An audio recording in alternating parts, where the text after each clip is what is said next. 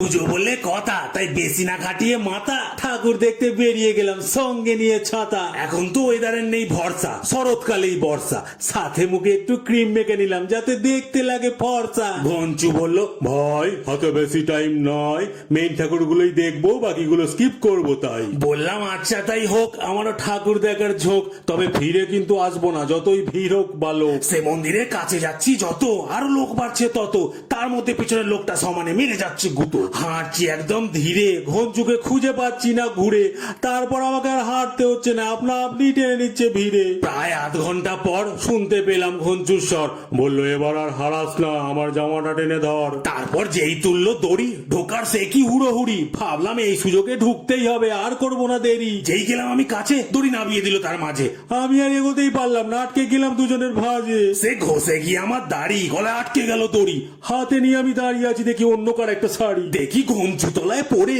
চিল্লাচ্ছে জোরে, বলে ভাই আমায় তোল একটু, হাতটা আমার ধরে। হাত বাড়িয়ে মাপের মাপ তুলে নিলাম ঝাপাঝাপ, দেখি ওর জামাতে 10-12টা ছোট বড় জুতোর ছাপ। বললাম এখানে কত আলো, তোর জামার প্রিন্টটা বেশ ভালো, ও কাকা এবার আমরা যাই, তোমরা দড়িটা খোলো। কাকারা দড়িটা দিল খুলে, আমরাও গেলাম চলে।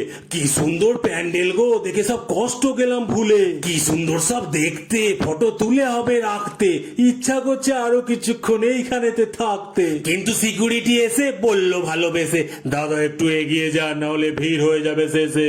যুগ পড়েছে কলি, কাকেই বা কি বলি, তাই বললাম চ ভাই, হাঁটতে হাঁটতেই ফটো তুলি। ফোনটাকে সে ধরে ভিড়ের মধ্যে বার করে ভাবলাম একটা ফটো তুলেই নি। এ ঘঞ্চু এদিকে সরে। ফটোতে উঠলো আমার অর্ধেকটা মাথা, আর ওর হাতে খানিকটা ছাতা, আর মধ্যখানে দেখে এরকম করে দাঁড়িয়ে আছে একটা কাকিমা গায়ে দিয়ে কাঁথা। প্যান্ডেলটা আসল নাকি একটু হাত দিয়ে দেখি, ঘঞ্চু বলল একটু খুঁটে দেখলেই বুঝে যাবো বাদ বাকি। যেই হাতটা এরম করলো, প্যান্ডেলটা হালকা ধরলো, কোথা থেকে দেখি সিকিউরিটির লাঠির বাড়ি ওর পিঠে এসে পড়লো। বললো দেখতে পার না কানা, এখানে হাত দেওয়া আছে মানা, এত বড় বড় করে লেখা আছে, তাও যাচ্ছে না আপনার জানা।